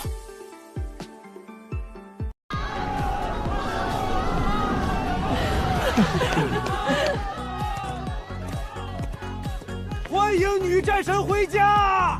欢迎女战神回家！女战神，女战神！哎呦，月儿啊，娘终于把你盼回来了。走，回去吃饭。冷武已经准备好一大桌子好菜了。你终于回来了。那走吧，都回去吃饭。你们也坐马车一起回去，走回去太远了。月儿，你大哥的婚事定在6月初6，聘礼娘打算6匹新布，1对玉镯子，2只金钗，1对金耳环，你看怎么样？就这么定了吧，回头我从库房拿给你。小妹，你看大哥做啥？你自己的婚事却一点都不上心。娘，你和小妹安排就好，你二哥说的怎么样都行。人家女方说行，咱也不能糊弄人家，知道不？瑞儿，那个叫冷月的女子真的这般厉害？不错，冷城主确实很厉害。娘也曾幻想过成为冷月姑娘这样的人，奈何你外祖父阻止了。就您这身体和头脑，这辈子下辈子都不可能。你是不是在心里吐槽娘？母亲，多吃点药膳，咱们5月末就得前往北部了。明日我要去海域见冷城主，您要一起去吗？真的，你可别骗娘。放心吧，明日一早出发。交给我们，自然是以牙还牙，让他也被推下去，然后感受撞得头破血流、被毒蛇咬的感觉。不然像他这种恶毒的小孩，是不会感到害怕和后悔的，并且更不会得到教育。你们说是吧？这些话吓得刘小强再次哇哇大哭了起来，嘴里还不停地嚷嚷着他错了和再也不敢了。看着他的哭闹害怕，胡氏等人沉默了。他们家不像人家有家底儿的一样，被毒蛇咬了还能有药医治。要是到时候不止一条毒蛇咬到小强，那小强肯定会必死无疑，他们赌不起呀。既然你们做好选择了，那你们赶快滚吧，今天就收拾东西走人。老姐妹儿啊，你就真的不念及咱们多年的姐妹之情了吗？这么多年了，咱们真的要因为这么一件事而闹成现在这般老死不相往来的地步吗？胡氏啊，咱们之间的情谊啊，早在荆州分道扬镳的时候就已经断了。我闺女护着你们一路，结果呢，你们贪生怕死，后面选择了留在荆州。如今看我们过得好，便想过来投奔我们。一开始我就和我闺女说了，如果你不为了你家人作妖啊，那咱们还是正常的相处，说不定处着处着呀，咱们就又能恢复到从前那般了。可是啊，你还是让我失望了，在你孙子这件事上，你一味的袒护狡辩，没有一丝正确的观念。我怕再留你们一家下去啊，以后不只是你们的孙子害人，估计你们家任何一个人呢，都有可能会害人。我怕再留你们一家下去啊，以后不只是你们的孙子害人，估计你们家任何一个人呢，都有可能会害人。毕竟你们家每个人的思想变化也太大了，已经不再是那般纯属善良的人家了。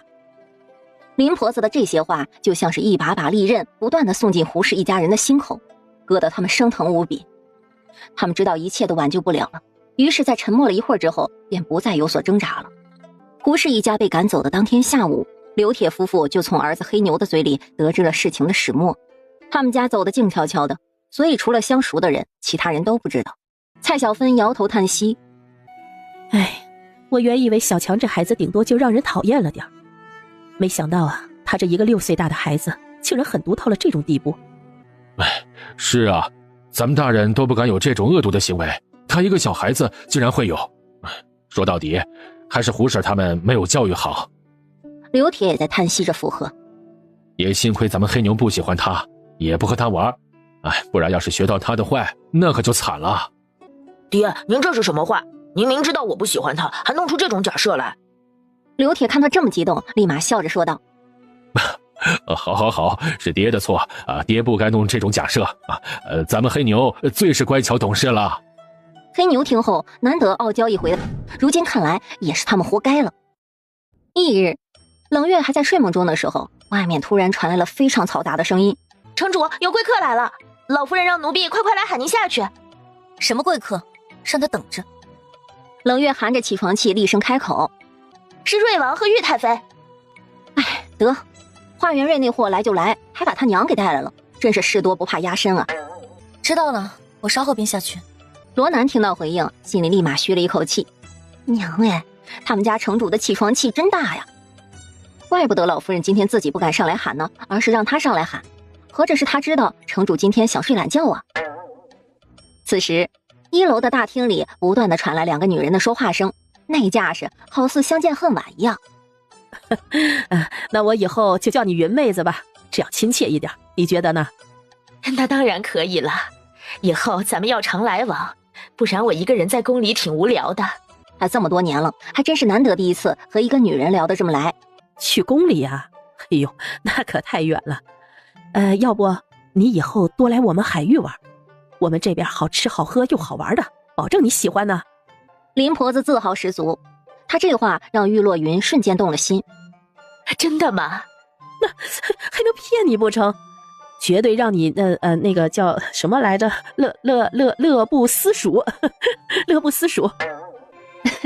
哎呀，看来林老夫人的学识还不错呀。哎呀，看来林老夫人的学识还不错呀。我这点学识啊，哪里还算不错？哎呀，就是平日有空听听孙子们念叨几句，我就记下来了。林婆子表面谦虚，实则内心自豪不已。大家也知道她这点小心思，但是大家都没有点破，反而又顺着夸了她好一会儿。与大厅里热闹的氛围不同的是，华元瑞则是独自一个人在房子的周边观察着一切。不来不知道，一来就被震惊到了。这别致又瑰丽壮观的房子，以及经过城门口看到的坚固的城墙，无一不彰显着主人的本事。王爷，这冷城主真是太厉害了，居然能建出这么好看别致的府邸。老奴之前随您去波斯国看过，那里的房子居然没这个这么有派头。只见王管家一边赞叹，一边目不转睛地看着眼前这栋豪华大宅。波斯国的房子和这个确实没有可比性，这个是利用了咱们华阳国的建筑优点，然后与波斯国的建筑优点相结合的，两结合肯定单独比一方好。那王爷，咱们问冷城主要下图纸，然后咱北部的郊外也建一座这样的，不仅美观，还能避暑。华元瑞笑笑，哼，你觉得光图纸就够了？那些琉璃还得从波斯国运过来，这其中的金句可想而知。那冷城主不都运过来了，咱们也可以啊。他的肯定不是从波斯国运的。看来上次那条长了脚的大黑蛇，真的是因为认识冷月才会出现救自己。冷城主，好久不见，好久不见。对于打扰我睡觉的人，实在热情不起来。那本王在这里和你道一下歉。见华元瑞还算是有自知之明，冷月的脸也没有那么冷了。随后他对着凌波和花熊说道：“你们该去山里捕猎的捕猎，该去山里摘果子的去摘果子。今天有客人来，中午顺便给你们也整点好吃的。”对于冷月能和动物无障碍沟通的行为，华元瑞没有任何讶异。毕竟之前那条开了灵智的大黑蛇已经给他的心里做过铺垫了。这时，客厅里的人见到他们在外面这么久还不进来，便都走了出来。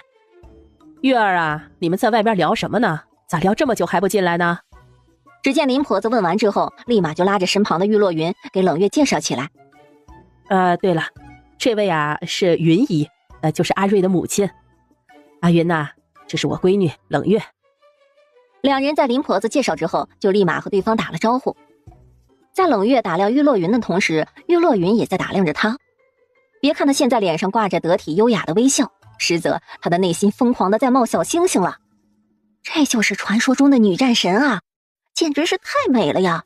这种又冷又美的感觉让他实在太动心了。哟，这跟他们家瑞儿站在一块儿，简直不要太般配啊！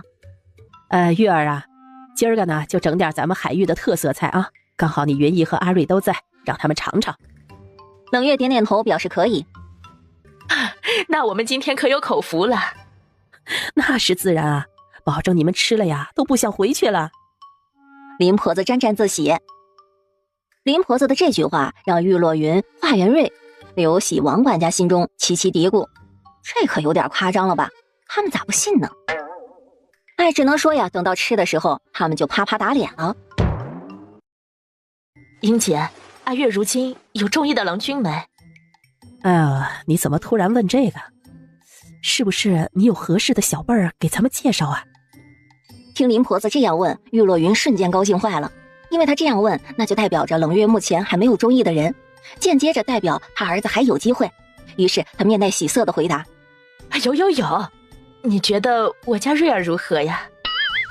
瑞王，阿瑞，哟，这可不行，他们家闺女才不要嫁这种有妾室的，况且不久之后还要做皇帝呢。阿云呐，亏我把你当好姐妹啊，没想到你居然这么对我。林婆子这话把玉落云都给整蒙圈了，这是咋了吗？他有对他做了什么吗？他怎么感觉一头雾水的呀？我们家月儿啊，是全天底下最好的姑娘，没想到你不仅不帮她找合适的郎君，竟然还想要把她推下火坑，让她成为你儿子3宫6院里的一员呢。玉落云一听，知道林婆子误解他了，于是他忙解释：不，英姐，你可能误会了，我是想让阿月做瑞儿的皇后，不是普通的妃子，并且我会劝瑞儿解散她的后院的。那做皇后也不行啊，那多不自由啊！我一想到把我们家玉儿困在皇宫里，我这心就难受的不行。况且我们家玉儿走了之后，这海域怎么办呢？没有人比他更有能力管理海域了。再说了，你即使劝阿瑞解散了现在的后院，以后还不是有后宫吗？我就不信他以后不纳妃子啊！林婆子可不买账。林婆子这番话恰巧被即将跨步进来的华元瑞给听见了。华元瑞此刻有些生气，他怎么会猜不到是因为他母亲自作主张帮他说媒，所以才惹得对方的母亲生气，说出这番话的。他早就劝自己放下了，也早就明白，一位要管理整个国家的皇帝，又怎么有资格拥有额外的儿女情长呢？不过他即使是再生气，他也不会当众去责备自己的母亲。一是他也是出于好意，二是在外人面前需要给他母亲留点面子。随后华元瑞便假装若无其事地走了进去。没想到冷城主如此多才多艺，不仅能文善武，连做菜都这般精通，属实让本王佩服。冷月听后淡淡一笑：没办法，自小家境清寒，很多东西都是靠自己摸索，久而久之就学会了很多东西。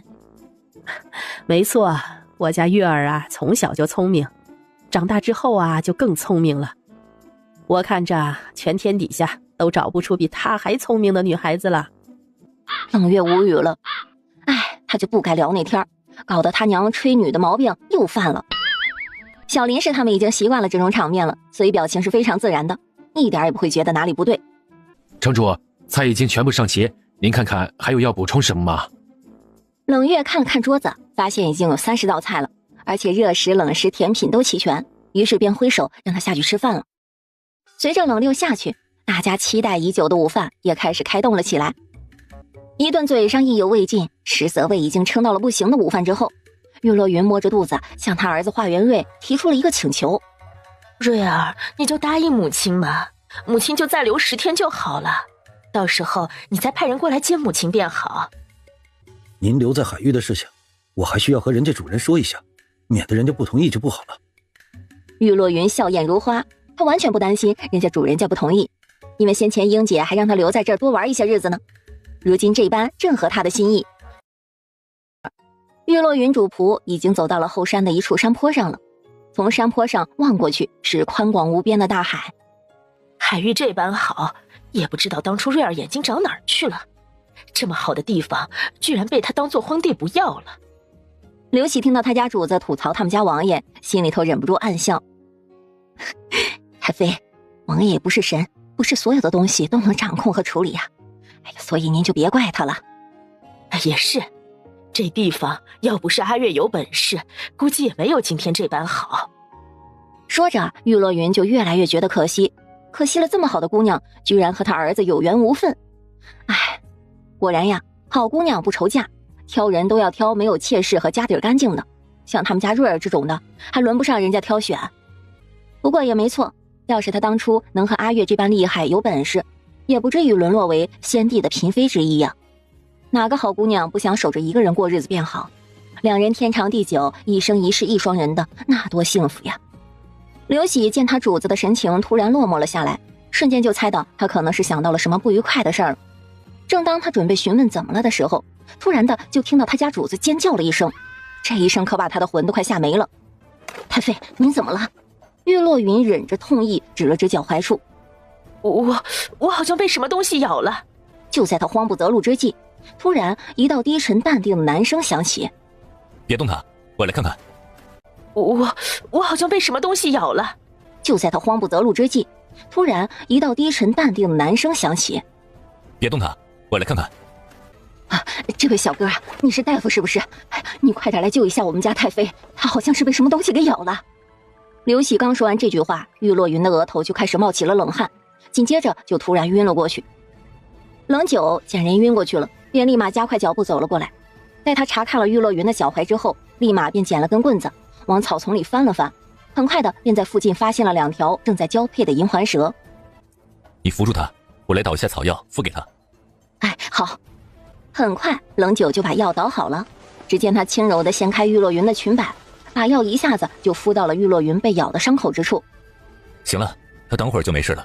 不过这里不安全，杂草丛生的，很多毒蛇藏匿于此，所以你还是扶着你主子离开此处吧。哎呀，这位小哥，你应该也是海域的人吧？这样行不？你帮着我把我们家太妃背回去，到时候我让我们家王爷重重的感谢你。冷九才不愿意背着一个女人回去，于是他想都没想就拒绝了。我是不可能背她的，现在最多帮你看一下她，你立马回去叫人过来帮忙。那我现在回去叫人，麻烦你一定帮我看好我们家主子。刘喜说完就头也不回的往城主府的方向跑了去。待他离开之后，冷九才稍稍的打量了一下靠在树身上的女人。就这样，没过多久，刘喜就带着人匆匆赶来了。来人不只有华元瑞，连冷月都过来了。下午时分，哎呦，阿云呐，你可终于醒了！你说你胆子怎么这般大呀？居然人生地不熟的地方也敢随便走？哎呀，是我大意了，没有想到会有毒蛇。啊，对了，刘喜呢？他习惯了有刘喜在，突然没看到他，总感觉有些不对。哎，刘喜被阿瑞带走了，听说要处罚他。什么？瑞儿要处罚他？就在这时，华元瑞低沉微怒的声音传来：怎么，他做错了事，本王还不能惩罚他了？对着他母亲，本王这个称呼都用出来了，足以见他很生气。而听到这个声音，玉落云顿时不敢吭声了。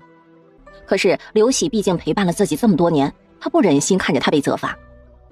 他身为仆人，没有一点危险意识，擅自带主人去危险地带，母亲您还想替他求情？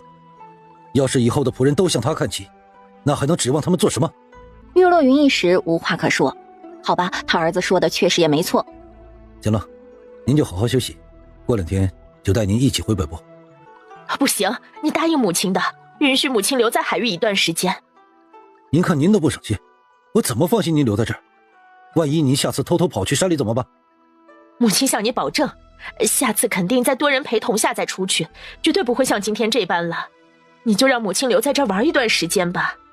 这可是您说的，要是以后被我知晓您又乱跑，下次别想再过来玩了。行，母亲保证以后绝对不乱跑。想着，他不自觉地把目光转向了正在和熊说话的女人，而这一幕恰好被玉落云和林婆子2个眼尖的给看到了。瞬间，2个女人开始心思各异。林婆子心想，完了呀，她闺女被阿瑞给瞧上了。抛开她以后的3宫6院不说，其实人长得还挺好的，能力和本事也都是1等1的。所以呀，她特别担心她闺女因为这些而选择了她。要是她闺女真的非她不嫁，那自己该怎么劝呢？而玉落云则是在心想，嘿嘿，看来他儿子真的很喜欢阿月呀，不然也不会那般深情的望向他呀。要说呀，他也很喜欢阿月，但是他的好朋友非常强烈的反对，再加上他儿子又是个不懂得表达的男人，这可怎么办呢？难不成要自己暗中进行，偷偷帮助他们俩在一起？这么想着，玉落云不自觉地露出了大白牙，看起来高兴极了。但林婆子恰恰与他相反，看起来愁得不行的。俩人呢刚好又坐挨着，这明显的表情差异一下子就吸引了在场人的注意。娘，您又和云姨悄悄打架了？咋你们2人的表情差别这么大？问话的是冷山，只有他才会头脑简单的往这方面猜测。悄悄打架？哎呦，这么多人在我和你云姨还能悄悄打架，你打一个给我试试，看看能不能悄悄打得了架呀？真不知道你这脑子里天天都在想什么，凡事能不能往更深层次里边一点去想啊？啊！冷月看着他大哥又傻乎乎的撞枪口上了，顿时无奈的摇了摇头。娘，您别老是骂大哥，他这个人单纯，你又不是不知道。行了，说吧，你到底咋了？哎，我怎么可能会说呀？这种事情要是说出来，阿瑞不承认怎么办？那大家岂不是都觉得我在胡思乱想，凭空捏造？所以啊，实话是不可能说的。啊，没事儿，我就是在想以前村子里头不开心的事儿了。冷山听后挠了挠后脑勺，娘，原来这就是您说的更深层次的事啊，我还以为是啥呢。林婆子无语了，她此时特别想打他。这个时候，有些天真的玉落云以为林婆子说的是真的，于是赶忙安慰道：英姐，看来你之前在村里真是特别不开心啊，居然到现在还想着。以我来看，不开心的事儿就让它过去吧，回想那么多干什么？是不是？林婆子心道：哼，你还真以为我是想以前村里的事儿，还不都是因为你儿子惹的？可林婆子也不能不回他话呀。知道了知道了，我以后不想便是了。哎，看来今晚是有多少心里话都得往心里憋喽。看着林婆子还是一脸惆怅的样子，冷月打算等会儿去她房间里问问她到底怎么了。娘，您和我说实话，您今天下午到底是怎么了？别和我说假话，您说谎骗不了我。哎呀，娘还不是今天下午看到阿瑞深情地盯着你看，担心你看上他，所以才发愁的吗？娘，你真的是瞎操心，我都说我这辈子不嫁了，你怎么还一直不相信呢？再说了，华元瑞都有妾室了，别人用过的东西，您觉得女儿还会要吗？还是说您觉得女儿的品味就这样？哎，那倒不是，娘没这么觉得啊，是娘想太多了。以后娘啊，再也不瞎操心了。林婆子这话，冷月觉得自己听听就好了，因为她知道她娘的脾性，说过的话和做过的事儿，常常因为时间久了就忘记了。行了，既然没事，那你就赶快休息吧，我上去沐浴了。冷月说完，拉开门就走了。就在他刚走到楼梯准备上去的时候，一条泛着白光的大黑蛇突然一下子给他卷了起来。某条蛇不是说可能几年甚至几十年不见吗？怎么食言了？宁然，我这不是刚好在附近吗？所以就中途抽出时间来看一下你。他黑曜可不会承认是因为自己想他了，所以才会忍不住思念游过来找他的。